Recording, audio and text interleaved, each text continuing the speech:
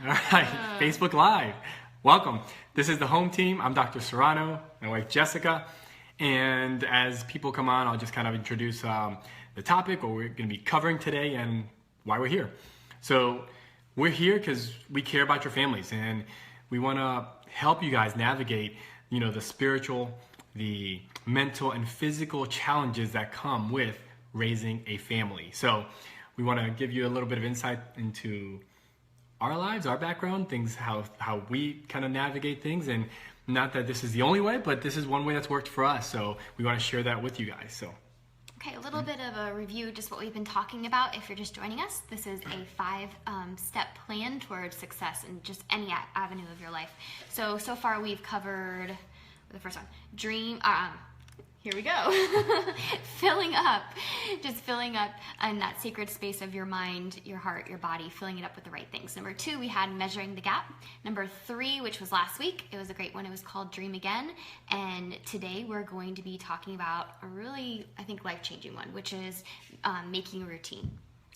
So with that, like my wife just said, filling the gap. That for me I think for both of us is the most important one. If you're not filling up, how can you ever give? What do you have to give? So second to that is measuring the gap, using the wheel of life, and dream again. We had such a huge response last week. People, patients at the office, people that I saw in the community coming up to us and telling me, "Hey, I'm dreaming again," or commenting, and I would ask them, what are you dreaming about? And they would kind of rattle off what they had sat there and thought about. And I love that because we had people, in their 50s, 60s, and 70s that were dreaming. We had, kids that were saying, "Hey, look, I'm dreaming again." And that's what that last episode was about. I believe as adults, we don't dream enough. Sometimes ever. So the one thing I want to kind of end up with was, by the way, as you're joining us, if you're on, say hi.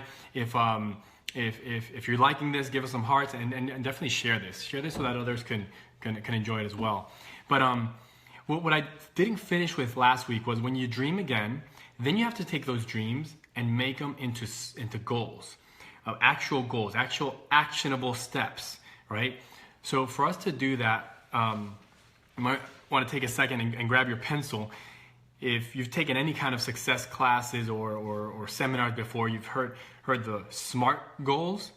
And what SMART goals, what it stands for is the S stands for specific. The goal has to be specific. What does that mean? It has to be something that you can see very specifically, right? The number 2 in SMART is measurable. It has to be something that's measurable. I can't put a goal out there of, let's say, I want to lose weight. That's not very specific. It's not very measurable. But if it's, I want to lose 10 pounds, now that's more specific. It's measurable. I can measure those 10 pounds. The next thing that you want to do is the next 2 is A for achievable and R for realistic. Now, I have trouble with those two, and we go back and forth in this because sometimes we get so achievable or so realistic that we really kind of take God out of it, right? And if it's not a big enough goal that God doesn't need to intervene, then I would argue that it's probably not the goal that you should be going after. Like, it has to be something that's big enough, that's going to challenge you, that's going to move you out of your comfort zone, but at the same time, you can't really achieve it on your own. Because, anything with that? No, I think that's a huge one, and I've been teaching this to some of the kids in my class at school, and really having them stretch themselves just that amount where they can't take credit for all of it, but something's going to need to change in their life or switch for them to be able to accomplish those goals. So, and the last one is T. At a SMART, T is timely. There has to be a time frame. If it's losing 10 pounds, it has to be by a specific day. So I want to lose 10 pounds by whatever, April 5th. I don't know what it is for you guys, but that's SMART goals. That's last week. So dream again, get those dreams, make them into SMART goals, and now this week is where it gets good, because this is where the rubber meets the road. This is where you take your goals or dreams and you actually make them actionable. That's why it's called creating the habit. There's no goal. There's nothing out there that you can do that doesn't require a habit behind it. If you really want to succeed in any area of life, you have to have that habit behind it. So There's this awesome John Maxwell quote that I read after we taught this the last time, and it says, you will never change your life until you change something in your daily routine. There has to be something on a daily basis that you switch out if you want to have success in any part of your life. So we'll be talking about that daily routine today, a daily action step habit. I want to talk about the running story that nobody really knows where it comes from. I'm going to claim this story as my own, even though the last time we taught this, Raul said that this actually happened to him. Let me tell you the backstory. You'll know. I said, hey, it might have been her, but I think it was really me because I recognize like it was real. And I just want proof. We journal a lot, and she says it's in the journal. I haven't seen proof yet, but I'm going to let her tell the story. So here's my story that I'm taking 100% credit for. So what happened a couple years back, I guess it was 4 years because I think I was pregnant at the time. I was doing a morning jog, and I kind of went outside of our neighborhood and went around the West Chase area, and it was kind of interesting because it was still dark outside, a couple street lights. And as I was running through this neighborhood, I got to the back, and there's this separate neighborhood. It's like a gated neighborhood, beautiful, like estate homes on this lake, kind of like your dream house scenario. So all of a sudden I noticed this very extreme, like drastic change happened. I would be running, and no longer was it so dark, but everybody's lights were on.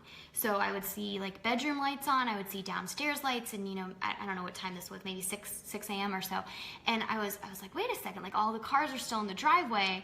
It's not that these people are off to work, but they must be doing something in their homes to prepare for their day. And it was, literally, as soon as you enter that gated neighborhood, I saw that switch. There was something about starting off their day that was drastically different from like the common culture or the common area. So what I always talk about is, as I'm reading and as Raul's reading like a lot of biographies, when you look at really successful people, maybe it's a great business owner or just like that joyful mom or, the awesome teacher or the great PTA mom, whatever it might be, it's that they're really normal people. But what I found that's abnormal is their routines. There's something that they do that is just really unique. Sometimes it's just off the wall, some of these daily routines and things that they've incorporated that, help them be successful. So really normal people with abnormal habits. Yeah, and that's like, I know we were just talking about this past weekend. Like that's where my heart is right now. It's with the routines, the habits. It's really the disciplines of the mind. Because when you look at people and you define success however you want to define success, but when you look at somebody that you think is successful, that you admire, what you don't see is all of the years of hard work, all of the habits, the routines that they have set up in their lives to get to that point, right? You don't see, this past summer we got to go see the wrestlers, and we were supporting the Olympics. The USA wrestling team at the Olympics in Rio. And what you don't see is the thousands upon thousands of times they've done the same move, the same routine. Literally, we're there sitting on the mat before they're going out to wrestle that evening, and they're doing the same basic moves they did probably when they were in middle school or elementary school. They're still doing the same basic move. It wasn't like they had like the finishing move or something crazy. It was a single, they were there with the coach and they were just practicing the same move over and over. And the coach would like tweak like a little bit of just move this foot out like 10 degrees or 5 degrees. And it's all those routines and those habits that made them successful, that got them to the point where they can get the gold, right? As a mom, Jessica has mentioned, you see these joyful, successful moms. How do they do that? Well, they're probably not getting up, frazzled, running all over the place. They're probably getting up early sometimes. It happens. But I'm not saying it doesn't happen, but more than likely, they're getting up, they're filling themselves up, they're getting ready for their day so that they can have that joy to give to others, to their kids and others in the community. So it's those habits that really are going to create the life that you want. So guys, if you're loving this, give us some hearts, give us some thumbs up, share it with other people. This is what helps, the thumbs up, the hearts, that's what helps spread this message out there. So creating the habit. I guess I'll go ahead and share some examples that we have. Yeah. Okay. Yeah. So this is kind of coincidental, but I'm part of the If Gathering group. It's like an online community of women, and we're studying different books of the Bible and such. So what we're studying right now is so cool. It's called Spiritual Disciplines, and it just talks about like we have these lives and Instagram, the highlight reels, and there's something that's happening in the background. So, even with our spiritual walk, we have these big event moments. But what really, strengthens us spiritually is those behind the scenes spiritual disciplines. Like, you don't see people walking around talking about their, how they did the Sabbath, or how they fasted, or their daily prayer routine, their daily solitude, their daily meditation. It's like those things that grow you spiritually, and those are the avenues that you connect with Christ, rather than sometimes the big conferences and, the Sunday mornings and stuff like that. So that's something I've been implementing in my daily life, is some of those quieter spiritual routines, because spiritual was really one of my goals that I had focused on last year. The second one is having those same daily routines, or establishing habits for your family and for your kids. So one of the things I've been doing with our oldest, Adriana, is one of our goals was just to have some really good quality bonding time. When you have 3 kids, that can be hard. And I know you've scheduled out some time with the kids, but for me, the day can pass you by and you realize you haven't spent that one-on-one time. So one of the things we've been doing that has been awesome is we read together at night. I know it sounds really simple, but at 9 years old, we're continuing that habit of laying in bed, snuggling up, and reading a book together. We're on almost the last book. We're on the Silver Chair of the Chronicles of Narnia, and it has been awesome. I don't know who's more excited about that time, if it's me or if it's her, but just having something to chat about during the week. We're sharing a book, we're sharing spiritual conversations. And then you get to watch the movie together after. Yeah, we celebrate with watching the movie, but now she has not only this love of reading, but this love of just quality time together with a common purpose. So. Yeah. And you mentioned, like, for us, my big goal going into this quarter was just that. Is like, I wanted to create more quality time with each individual family member. So one of the things that I did to create that quality time with each family member is that I specifically have certain hours within the week that I will come home and I take that one child out, just them and I, for an hour, even if it's just an hour, just to have that quality time to just, today we threw the ball, and don't tell everybody, but I sat her on my lap and I taught her, she drove around for the first time in our neighborhood. She told me she drove today during She drove today, so, I mean, it's all of these different things that we get to put into play, and it's just those times, those one-on-one times. That's just our habits that we're creating. It could be anything. So whatever you dreamed about last week, we just encourage you to take that dream, make it a goal, and if you really want that dream to become a reality, you have to create the habit, whatever that habit is for you. For us, we're big into our family. This is a season where we want to sow seeds into our family. So everything we're doing right now is how we're going to create those quality moments, those quality time with our family. So that's where we're at right now. One more thing. I know we're good. So we kind of talked about some easy things. Like, I love reading a book with my daughter. So those are easy. But the things that aren't so easy, like, for example, 5:45 this morning when we woke up and we worked out, hate it. I still hate it. He still hates it. The first thing we say when we wake up is, we hate this. We don't want to do this. And I think of all the ways of the reasons why I should go back to bed. But it's some of those habits and those daily routines that I think are the hardest. Those are the times where we have to separate ourselves emotionally from the experience and know that it's a routine and it's a discipline that over time we're going to like how we feel when we do it. Yeah. More, we're going to hate how we feel when we don't do it. And 2 things with that. I have one of my mentors that I listen to and I listen to a lot and talk to him. One of the things he says is, like, working out and doing those kind of things, it's really not a physical thing. It's more of the mental discipline that goes along with that. Because how you do those things really starts to infiltrate how you do all these other different routines in your life, right? If we start skipping, and we've done in the past, we're not perfect. We skip our morning workouts, believe me. But when we start skipping the morning workouts, guess what we start skipping? Hey, we're not really doing the reading at night with our daughters, or spending the time, we only did 30 minutes on our one-on-one instead of the full hour. We start cutting out the corners. The other thing I wanted to say, and we'll close this out with this, is when you're creating the habits, remember that your feelings are fleeting. They come and go. Your emotions will always set you down the path of easiest resistance, right?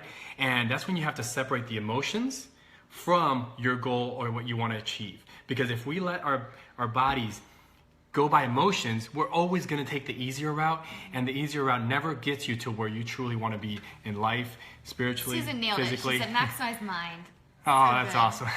That is Well, awesome. thank you guys for joining us. About 15 minutes, and we say So we're going give to them an keep this. Hold on, real action step. Yes. So hopefully you guys have your dream written down from last week, clarify it using the SMART goals like Raul talked about, and then of course today just write one thing down that you could do on a daily basis that's going to help you reach that goal. And then next time is the best one. It's our war plan. War plan is where we take all the habits, maybe it's just one habit that you're going to choose today, but next time we're going to put it in and show you how do you plan this out. We'll go through some meal planning, we'll go through some different things and how to get the war plan in place to have that success. Cool thing, this weekend, we're not just talking about this stuff, it's our anniversary, 6 years, woohoo! And lots happened in 6 years. Yes, we're gonna take this weekend, we're going out of town for a few days, and we're gonna go through the 5 steps. Number 1, we're going to fill up. Number 2, we're going to measure the gap. Where are we after this first quarter of this year? We're going to dream again. Every quarter, we want to dream. And then we're going to create some habits. And on Monday, we're going to put the war plan together with you guys. Thank you. Hey, I'll see some. Love this. Needed this message. Awesome, Katie. Jessica Tinsley, thank you. You guys give us some thumbs up if you enjoyed it. Give us some hearts. Share this, so that we can spread this message and really inspire people and just help people walk this journey together. So thank you guys. I always see the likes coming in, the hearts, and we'll see you next Monday, 2 o'clock, and we'll be talking about the war plans. Thank you guys. See ya.